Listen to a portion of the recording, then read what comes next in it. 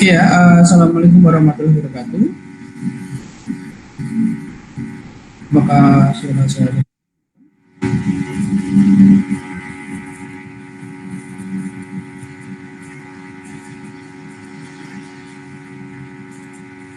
Halo, apakah suara saya dengar?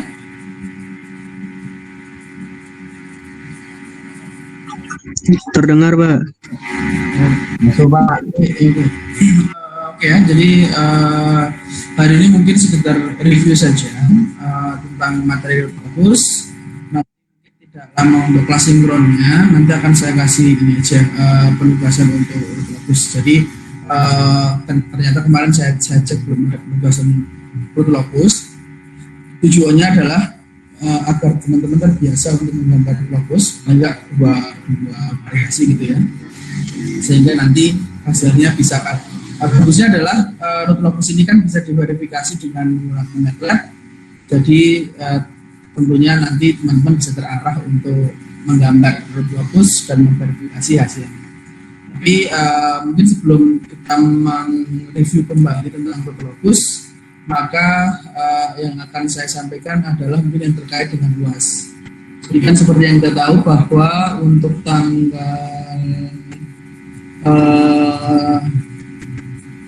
tanggal 10 ya kalau nggak salah, untuk tanggal 10 itu adalah pelaksanaan UTS teori untuk mata kuliah sistem kontrol dasar. Ada sedikit perbedaan untuk materi yang disampaikan dengan UAS mungkin ya sebelumnya karena memang ada efek pandemi. Jadi saya desain untuk pengerjaan UAS-nya itu materi awalnya dari respon transient system hingga ke PID. Nah, mengapa PID? Karena saya harapkan materi PID itu didapat dari ini ya, dari kelas praktikum. Itu juga yang saya terapkan di kelas-kelas sebelumnya karena berjalannya beriringan sehingga keuntungannya adalah bisa saling mengisi, karena PID yang kita pelajari sekarang itu belum masuk ke dalam kompensator. Jadi dia masih heuristik, masih sifatnya itu eksperimental maupun psychological gitu. Jadi nanti disiapkan saja waktunya kurang lebih 90 menit. Adalah ujian atau tes seperti pada saat UTS kemarin. Ya, jadi dipersiapkan mungkin untuk mulai dari respon transient, terus respon kestabilan sistem, mekanisme yang bisa digunakan untuk mencari atau menghitung atau menentukan untuk menentukan kestabilan sistem. Terus yang terakhir adalah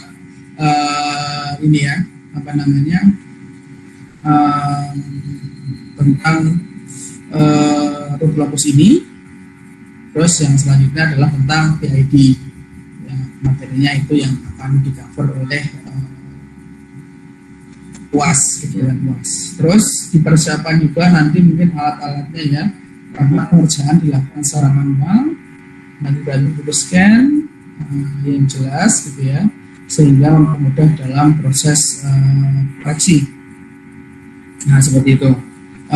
Mungkin hari ini akan sedikit saya akan review kembali mengenai materi-materi plus judul fokus. Mungkin tidak terlalu lama. Nah, nanti di sisa waktunya mungkin akan saya berikan satu atau dua soal yang akan saya share, yang nantinya akan dikumpulkan ya segera mungkin, karena pekerjaan tangan saja tidak melibatkan eksperimen dan lain-lain. Jadi harapannya sebenarnya kalau tujuannya adalah untuk melatih teman-teman, termasuk nanti kan misalkan kayak UAS gitu, misalkan disuruh menggambar fokus ya pastinya digambar manual kan gitu kan. Jadi untuk membiasakan teman-teman dalam menggambar, karena kalau belum melakukan penggambaran sendiri itu pasti berbeda rasanya ya. Tentunya nanti ada beberapa twist yang teman-teman harus hadapi gitu ya, dari persoalan-persoalan penggambaran harus fokus di sini, sehingga nanti harapannya bisa membantu kegiatan UAS yang nantinya dilakukan pada 10 Desember. Oke, berarti praktis untuk yang kita ujikan di dalam UAS itu mulai dari tanggapan sistem. Jadi diingat kembali tentang transformasi Laplace. Tentunya di sini transformasi Laplace untuk input-input tertentu saja ya. Sama yang kedua adalah kenali bagaimana cara menentukan order suatu sistem. Oke, jadi kalau misalkan ada pertanyaan tentang topik yang sedang dibahas, silahkan diinstruksi saja sehingga nanti teman-teman juga tidak lupa gitu ya dalam yang bertanya. Oke, sekarang kita mulai dari sistem order 1. Kalau yang saya ajarkan di sini, sistem order 1 hanya punya satu parameter, yaitu time constant. Pengertiannya adalah ketika respons sistem mencapai 63,2%, di mana time constant di sini itu sebenarnya dipengaruhi oleh ini ya, namanya ya, nilai dari time constant ini dipengaruhi oleh sistem itu sendiri, jadi tidak dipengaruhi oleh input yang diberikan. Nah, di sini tentunya dalam penulisannya enggak letterlock seperti ini ya, 1/TS/1. Bisa saja nanti atas sama bawahnya itu nilainya bukan 1. Nah, yang perlu harus diperhatikan adalah memformat suatu bentuk home transfernya itu diformat di bawahnya 1 yang penting itu. Karena apa? Karena dia masih memungkinkan ada nilai K di sini penguatan. Jadi seringkali nilai penguatan ini tidak mempengaruhi karakteristik transient system. Jadi berarti yang kuncinya adalah di bagian bawah, bagian belakang sini harus bernilai 1. Jadi misalkan bernilai tidak 1, berarti dibagi atas dan bawah dibagi sama gitu ya. Misalkan bawahnya 4 dibagi 4 atas dan bawah. Nanti otomatis TS-nya juga akan terbagi. Oke, mungkin jauh sebelum itu ya. Jauh sebelum itu yang harus diketahui adalah ingat kembali pole dan zero. Sekarang percuma saja kalau kita sudah membahas sampai sejauh ini, masalah pole dan zero, masalah Laplace itu masih belum paham, ya tentu saja akan kesulitan. Jadi itu yang harus dibahas. Jadi diulang kembali. Terus di bagian sini kita belajar atau berlanjut ke sistem order 2, di mana dia diklasifikasikan menjadi ini underdamped, critically damped, sama overdamped, di mana dipengaruhi oleh zeta dan omega n. Jadi di sini yang paling penting itu adalah kalian bisa menguraikan nilai zeta dan omega n. Kalau kalian tahu zeta dan omega n-nya, tentu semua nilai-nilai atau parameter-parameter dari suatu sistem order 2 itu pasti dapat dicari. Ya, jadi misalkan kalau ada suatu bunyi transfer, pastikan yang paling bawah itu pasti zeta omega n kuat. Karena ini sama bagian atas sama bagian bawah yang paling ujung ini berbeda, berarti dia ada efek nilai penguatan atau K. Nah, penguatan di sini itu tidak akan mempengaruhi respon transiennya. Dia hanya mempengaruhi penguatannya, berarti mempengaruhi nilai akhir. Itu ya. Jadi intinya yang kalian menjadi patokan biasanya cari dulu omega n-nya karena yang paling mudah kan. Terus habis itu cari zetanya. Ketika zeta dan omega n-nya ketemu, maka dia bisa digunakan untuk mencari delay time, rise time, peak time, maximum overshoot, sama settling time. Oke ya, dari situ step by step-nya. Kalau di sini yang perlu diperhatikan di sini adalah settling time ya, biasanya untuk yang belum terlalu jelas. Settling time di sini adalah waktu yang dibutuhkan agar respon dari sistem mulai masuk dalam zona di mana dia berosilasi sebesar 5%, 2% atau 0,5%. Nah, jadi ini dia mulai masuk ke envelope ini kan, mulai masuk ke envelope ini, toleransi ini. Nah, berarti 5%, 2% sama 0,5% itu adalah toleransinya. Ini adalah penggambarannya. Ini adalah rumusnya. Jadi silahkan nanti dimanfaatkan. Terus selanjutnya ini adalah contoh-contohnya. Silahkan nanti diulang kembali detail, gitu ya, detail. Kalau misalkan ada permasalahan nanti bisa disampaikan atau ditanyakan secara langsung sebelum ujian dilakukan. Oke ya, itu adalah untuk pembahasan transient system. Kita beranjak ke kestabilan sistem pada domain kompleks. Nah, kemarin di sini kita mempelajari atau mendapatkan satu buah definisi yang kita sepakati, yaitu sistem itu dikatakan stabil. Kalau nanti kan mesti pertanyaan pertama adalah sistem yang stabil itu apa kan, gitu kan. Jadi kalau kita membahas tentang sistem stabil itu apa, maka yang teori yang paling sering digunakan itu adalah BIBO stability, bounded input dan bounded output stability. Oke, sebentar ya, saya minta waktu 5 menit dahulu ya, untuk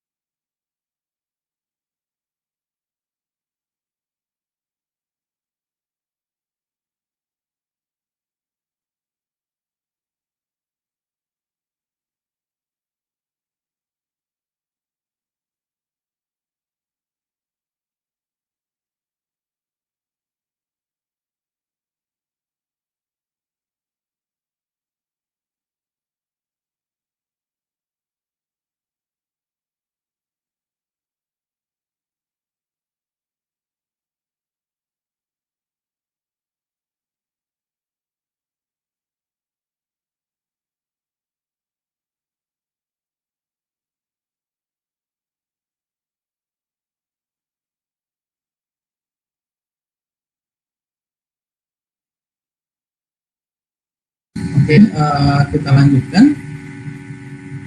Nah, dari sini kita mendapatkan suatu kesimpulan bahwa sebenarnya suatu sistem dikatakan stabil itu ketika sistem tersebut letak polnya itu berada di sebelah kiri sumbu imajiner, atau nilai pol realnya itu bernilai negatif, realnya ya. Jadi gimana Pak cara mencari pol? Kita faktor Pak. Bagaimana Pak ketika dia determinan, bukan determinan ya, nilai D-nya atau B kuadrat min 4AC-nya kan biasanya pakai rumus ABC itu kurang dari 1, gimana kurang dari 0 ya, atau negatif, gimana Pak? Kalau negatif berarti ada bagian yang imajiner, gitu kan?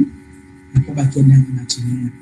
Nah, bagian imajiner positif negatifnya itu tidak mempengaruhi dalam kestabilan sistem, tetapi yang mempengaruhi adalah letak dari pol realnya, pol bagian realnya. Nah, seperti yang kita lihat tadi, saya ulang kembali, tadi bounded input dan bounded output merupakan suatu definisi dari suatu kestabilan atau suatu sistem yang stabil karena bounded input, jadi input terbatas akan menghasilkan bounded output, output yang terbatas pula. Maksudnya adalah gini, ketika suatu sistem awalnya berada di kesetimbangan atau equilibrium, misalkan suatu sistem misalnya bandul gitu ya, bandul, awalnya dia berada di kondisi seimbang, terus kita kasih gangguan, otomatis kan dia akan berayun. Kalau misalkan gangguan itu kita lepas, harusnya dia akan menuju kembali ke seimbangnya tadi kan. Itu maksudnya yang dimaksud dengan bounded output. Nah, sistem yang stabil adalah sistem yang ketika diberikan inputnya terbatas, maka outputnya juga terbatas. Gitu. Tapi kalau sistem tidak stabil, kita sudah lepas gangguannya, dia tetap membesar menuju ke infinity atau push to infinity. Itu yang tidak representasi dari sistem tidak stabil. Tentunya ya kita tidak bisa memberikan contoh yang baik untuk sistem tidak stabil karena ya semua di dunia itu startup ini terbatas. Jadi intinya sebesar-besarnya nilai tadi itu kan mesti akan terbatas, either dia suatu batasan mekanik, batasan energi gitu ya, batasan ya mekanik energi itu kan mesti terbatas. Jadi nggak ada yang push to infinity atau nilainya membesar sampai tak hingga itu kan nggak ada juga gitu. Cuma istilah representasi untuk menganalisa sistemnya. Nah dari situ kita di sini melihat beberapa kemungkinan letak pol terhadap respons dari sistemnya. Kita lihat di sini kalau polnya negatif terus real, nggak ada imajinernya, itu sumber real ya. Kalau kita bilang lapas itu ada sumber real, ini sumber imajiner, sumber X-nya sumber real. Ketika dia polnya itu real saja, maka sistemnya akan seperti ini. Ini itu adalah kemampuan dia untuk menuju titik kestabilan itu, kestabilan, titik equilibriumnya, atau kembali ke titik awal yang tadi. Jadi ini itu kasusnya adalah ketika dikasih impuls. Nah itu juga diingat kembali apa itu impuls, apa itu step, apa itu rem, gitu ya. Ini kasusnya adalah ketika diberikan nilai impuls, jadi kejutan sesaat. Kalau di dunia mekanik, ya coba kita beri dorongan terus kita lepas. Dorongan yang sangat singkat terus lepas. Itu namanya impuls ya. Nah, dia akan kembali. Tetapi kalau sistem tersebut berada atau polnya berada di sebelah kanan, maka dia akan justru membesar. Nah, ini bagaimana kasus ketika nih single pair of roots dia berada di realnya sama dengan 0. Nah, ini dia biasanya critically stable ya. Dia akan terus osilasi, tetapi dengan frekuensi secara kontinu. Ini biasanya ketika dia punya pol-pol yang berada di titik 0.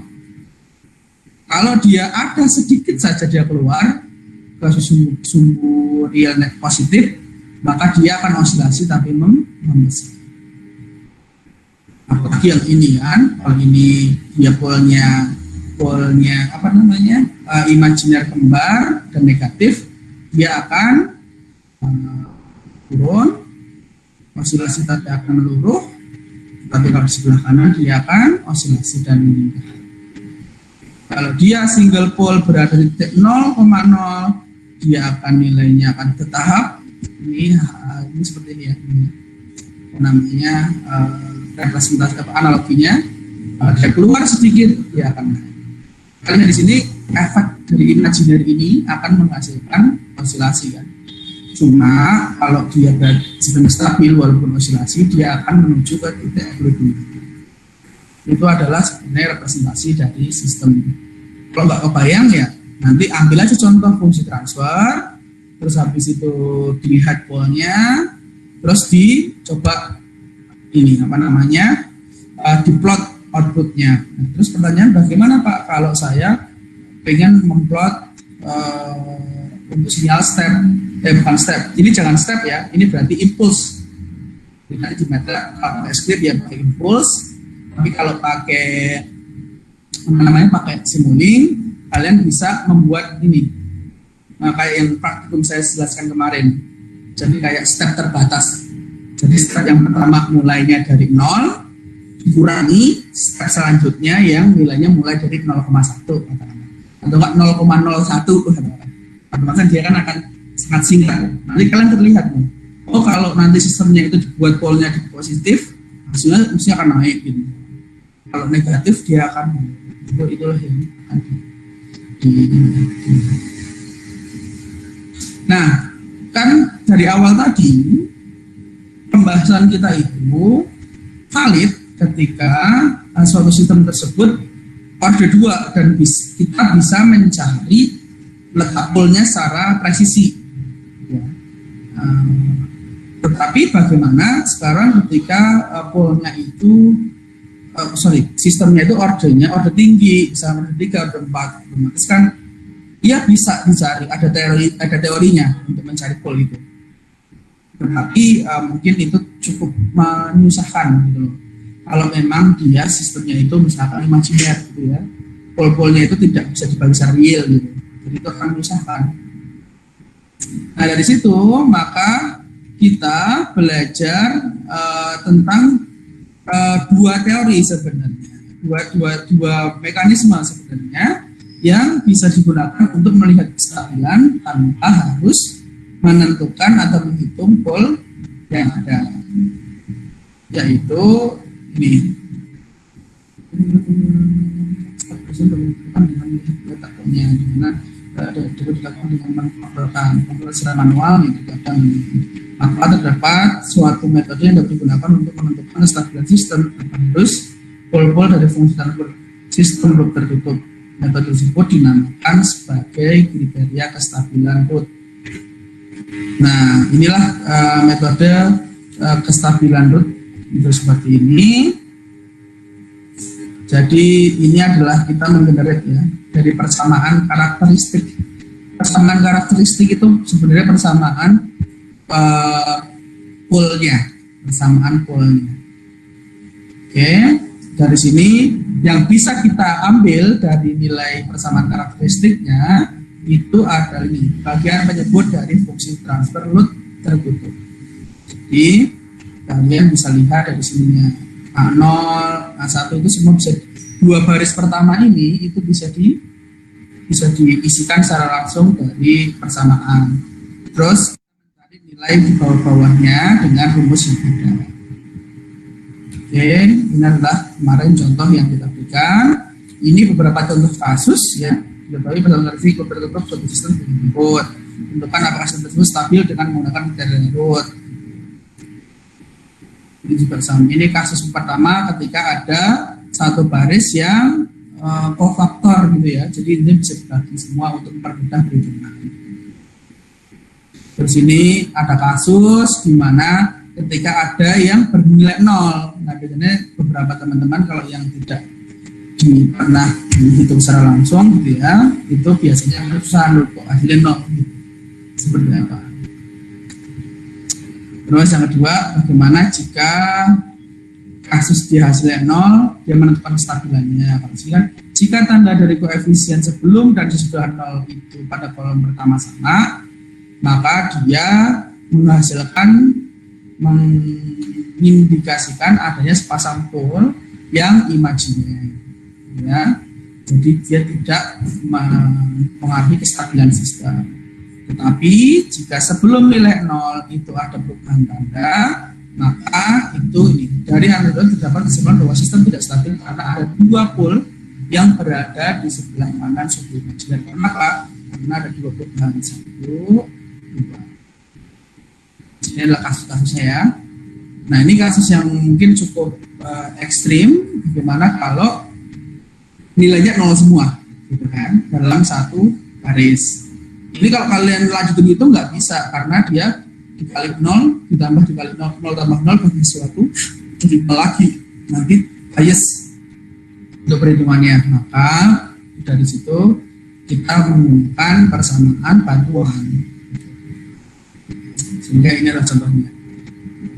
Dari sini kita bisa menentukan bahwa sistemnya tidak stabil karena ada satu buah sistem yang di sebelah kanan. Nah di bagian bawah ini adalah coba nilai ini difaktorkan. Apa yang hasilnya dengan ini. Oh ternyata betul. Terdapat satu perubahan pertama bahwa sistem tidak stabil dengan satu pol berada di sebelah kanan sumber majunya, yaitu ini S sama dengan 1. Kalau ini kan stabil, ini adalah stabil. Yang membuat tidak stabil adalah nilainya ini. Jadi di sini yang bisa di kriteria root itu hanya bisa menunjukkan apakah ada ada pol yang berada di titik kanan atau di sebelah kanan sumbu magnet. Ada atau tidak, sebenarnya itu aja. Tapi ternyata ada, nilainya berapa nggak tahu. Karena memang tujuannya adalah hanya untuk melihat kestabilan, menentukan kestabilan sistem, gitu ya. Ini adalah satu pengembangan kasus. Pengembangan kasus ini ya, penggunaan root, kriteria root untuk mencari penguatan. Nah, penguatan di sini kan sebenarnya nanti akan digunakan atau diperjelas, gitu ya. Diperjelas penggunaannya ketika kita membuat atau menggambar suatu locus. Nanti ya, nanti kita akan sambung ketika kita bahas locus. Terus ini penugasannya kemarin, ya penugasannya. Terus ini adalah kestabilan sistem. Ini steady state error pada unity feedback control. Jadi di sini kalau yang di awal tadi kita membahas tentang performansi transient, sekarang kita membahas mengenai error steady state. Steady state itu di mana suatu output dari sistem itu sudah tunak, kalau bahasa Indonesia tunak. Jadi intinya dia sudah mencapai ke titik akhir dari setiap pemberian input referensi yang diberikan, ya. Nah, dari sini kita mengenal yang namanya tipe dari sistem, di mana tipe dari sistem ini ditentukan oleh jumlah pol yang berada di titik nol atau integratornya pangkat berapa, kan gitu ya. Kalau dia nggak ada integratornya atau nggak ada S/S-nya, berarti dia pangkat 0, tipe 0. Nanti kalau ada S/S, pangkat 2, S kuadrat, pangkat S, pangkat 1, S kuadrat, pangkat 2, dan seterusnya. Pada situ nanti kita ketemu yang namanya konstanta error statik, konstanta error kecepatan statik. Tadi kan saya posisi statik, kecepatan statik, konstanta error kecepatan statik. Di mana ketiganya akan digunakan untuk mencari error steady state untuk setiap tipe sistem dengan masukan-masukan yang bervariasi. Nah, dari sini kemarin kita sudah pelajari dan kita tentukan bahwa nih tipe, bagaimana hubungan antara tipe sistem dengan masukannya. Kalau dia tipe 0, dia dikasih rem atau parabolik, dia pasti sudah biasanya tak terhindar. Tapi kalau dikasih masukan step, dia error setnya ada. Kalau tadi kalian nggak percaya, coba aja super S kuadrat plus 2S plus 3 misalkan gitu ya. Jadi kan yang nggak ada pol yang berada di titik 0 kan. Sekalian coba plot pakai step. Mesti dia ada error steady state-nya. Nilainya itu misalnya kalian pakai unit step, nilainya itu pasti nggak dinilai 1 error steady state-nya. Bahkan mungkin sangat kecil. Kalau nggak bisa salah ya. Nah dari situ nanti kalian bisa buktikan ini. Kalau dia tipenya 1, dia ketika dikasih step dia pasti ini error steady state 0. Kalau diberikan masukan rem, dia ada di nilai steady state-nya. Kalau diberikan parabolik, dan seterusnya. Nah, ini adalah contoh kasusnya. Biasanya dia digunakan untuk mencari suatu variabel-variabel pada fungsi transfer. Jadi di sini yang diujikan biasanya ini pengetahuan tentang ini. Jadi kalau tipe 0, kalau dia dikasih step, misalnya suatu sistem, terus dia dikasih inputan step, maka ada nilainya gitu. Nanti dia tipenya tipe 0 dan seterusnya. Dan ESS-nya sekian, misalkan ESS-nya itu adalah terbatas untuk suatu nilai, bukan tak indah, maka dia tipe 0. Nah dari situ biasanya nanti pengembangan kasusnya dari situ. Ini adalah beberapa contoh perhitungannya. Ini sudah dilakukan dijelaskan oleh video yang saya berikan. Adalah contoh penugasannya, dan kemarin sudah kita bahas untuk solusinya. Nah, ini adalah bagian yang terakhir. Ya, sebenarnya bukan terakhir sih, tapi terakhir dalam yang kita bahas di dalam kuliah teori, yaitu tentang root locus, di mana root locus di sini itu akan melihat perjalanan, ya, perjalanan dari pole terhadap perubahan suatu penguatan di dalam suatu sistem closed loop tertutup. Jadi, kemarin kita sudah belajar bahwa sebenarnya root locus ini itu kalau secara manual bisa, secara matematis. Misalnya kita buat sistem kayak gini ya. Jadi nilai K itu kan secara langsung akan nih. Saya coba lihatkan ya dari sini. Misalkan K ini itu kan 1 plus KG kali H. Nilai K itu kan nanti akan mempengaruhi nilai pole. Mana? Biar terlihat. Nah, di sini. Contoh kasus ini. Kita lihat bahwa nilai K 0, 1, 2, 3 sampai 10 sampai 100 sampai 1000 itu kalau kalian faktorkan mesti kan akan menghasilkan satu letak pole yang berbeda-beda kan, atau faktor dari persamaan kuadratik ini akan berubah-ubah bergantung dari nilai K-nya kan gitu kan ya. Nah dari situ si WR WR event ini mencoba untuk merumuskan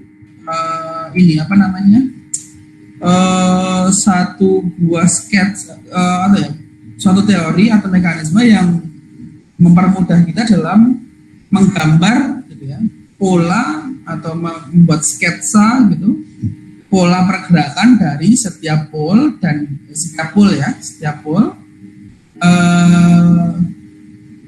ketika dikenai sebuah penguatan yang penguatan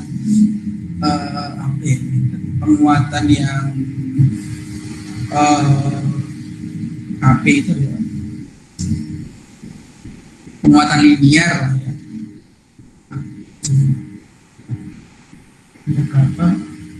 Penguatan proporsional ya. Jadi seperti itu.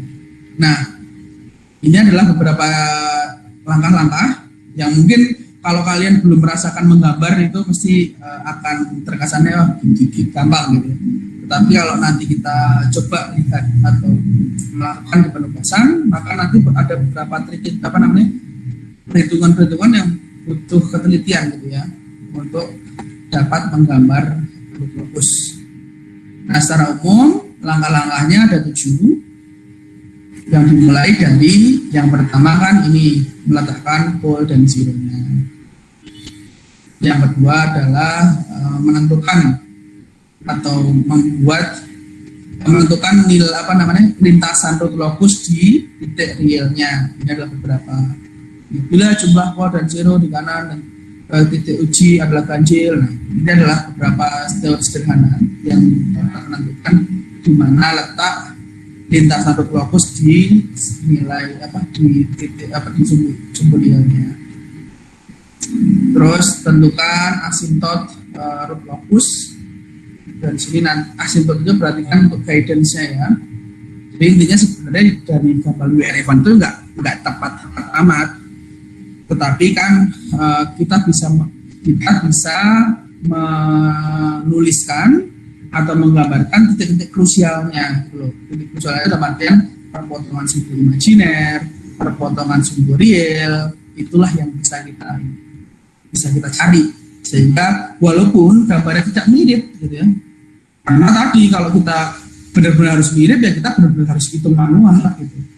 Kalau hanya ini nilai polnya berapa kak, ini nilai polnya berapa, sampai semua bahkan ribuan kan gitu ya setiap detail penguatannya. Tapi WRFan mengambil titik-titik krusialnya saja sehingga nanti gambarnya mendekati. Tentukan asintot root locus, tentukan titik breakaway dan break in. Jika root locus berada di 2 buah pole yang berurutan ke sumber real, maka terdapat minimum 1 buah titik breakaway di antara 2 pole. Jadi dia itu sebenarnya letaknya dia akan kalau dia pole itu dia akan meninggalkan pole yang lama. Kalau misalkan dia ada terdapat dua pole yang berdekatan, maka dia pasti ada breakaway minimal satu. Breakaway dalam artian pole-nya itu akan bertabrakan, terus yang satu ke bawah yang ke atas. Itu breakaway. Jika fokus berada di antara dua zero yang berurutan, maka pada sumber maka terdapat minimum satu buah break in. Nah, ya kan tadi kan dia akan menuju ke nilai zeronya. Jadi ada root locus itu ada yang menuju ke titik negatif gitu, atau ke titik zero yang memang ada di dalam sistem. Kalau break ini berarti dia masuk ke dalam satu nilai zeronya. Setelah itu dapat, tentukan sudut-sudut datang dan pergi. Itu ketika terdapat pole yang nilainya itu ada imajinernya. Kalau dia tidak ada imajinernya, dia tidak ada.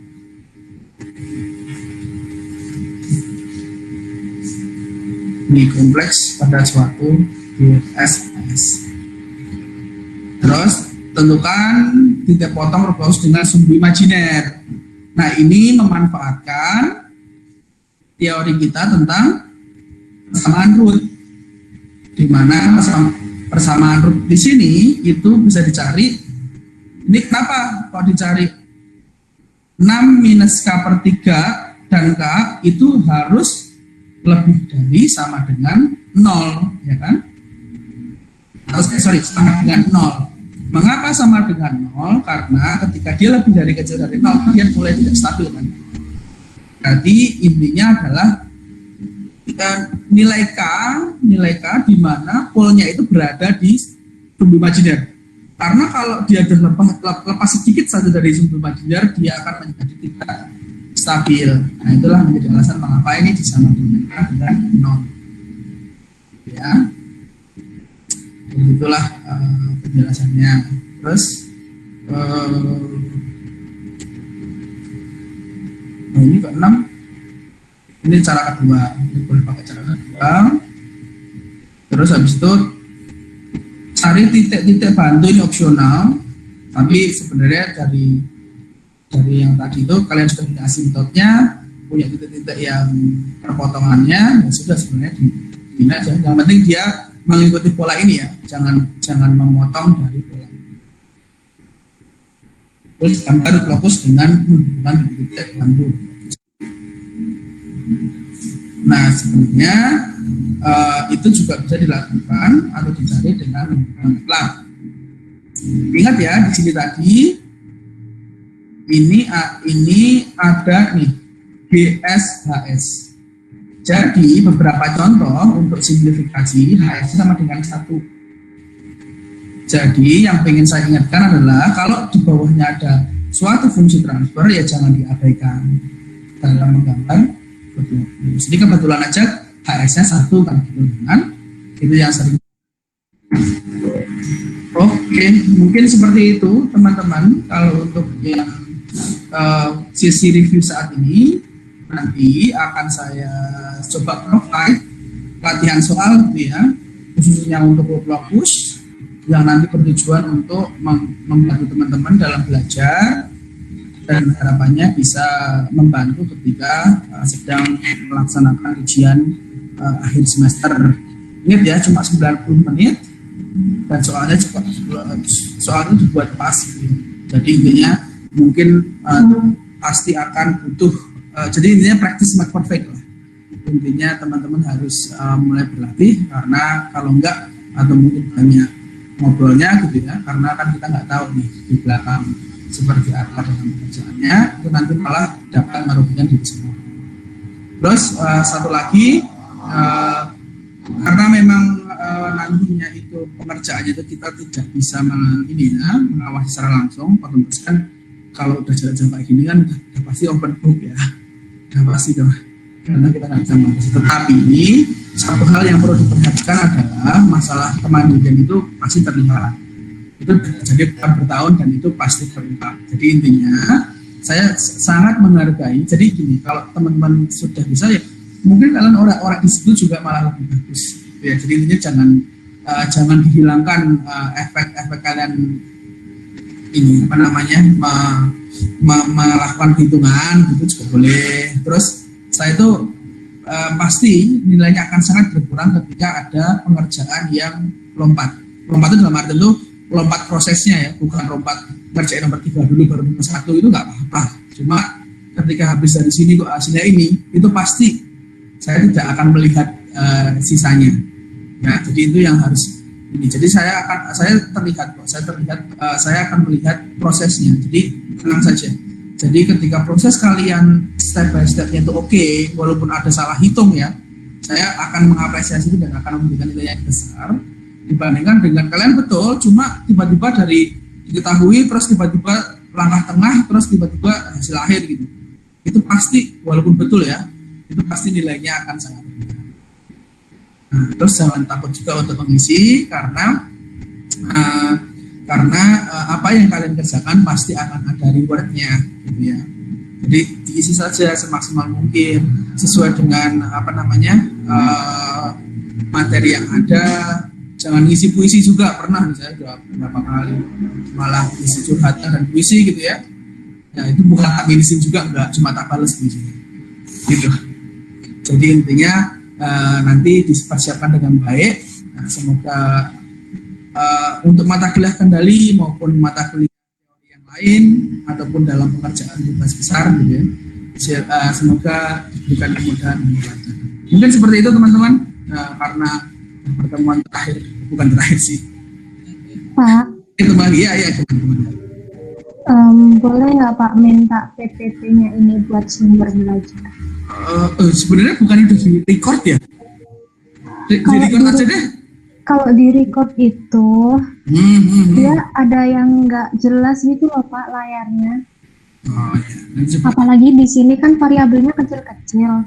Jujur aja saya nggak kelihatan. Oke, nanti coba tak provide ya dalam bentuk video. Ya gitu. Makasih banyak Pak. Oke.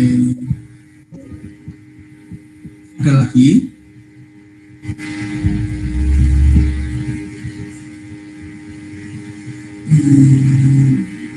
Ada lagi? Apa ada pertanyaan lagi? Kalau memang tidak, saya coba inputkan dulu untuk presensi yang teman-teman tidak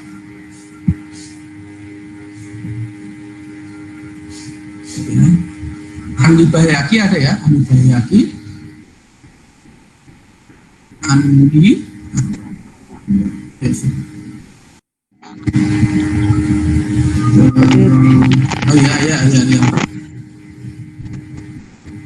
oh ya. Terus Elizabeth ada. Elizabeth nggak ada ya? Atau gimana? Oke, kalau sudah. Terus Ibu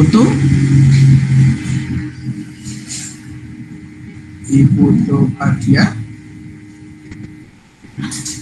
Ibu tuh sudah tidak ada.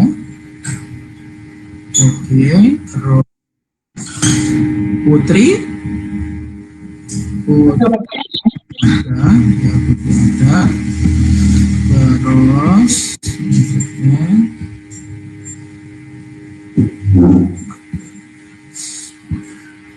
Abelta ada ya. Aditya Putra ada. Aditya Putra. Hadir Pak. Oke.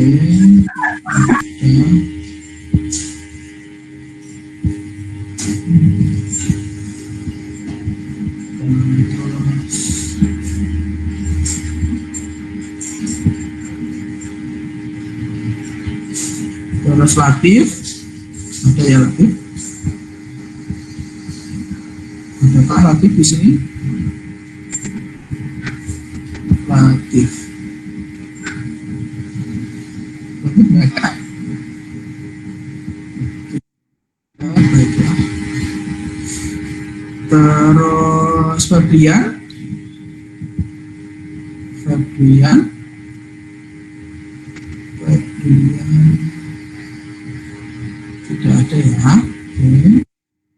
Hanif Iqbal nggak ada. Nabila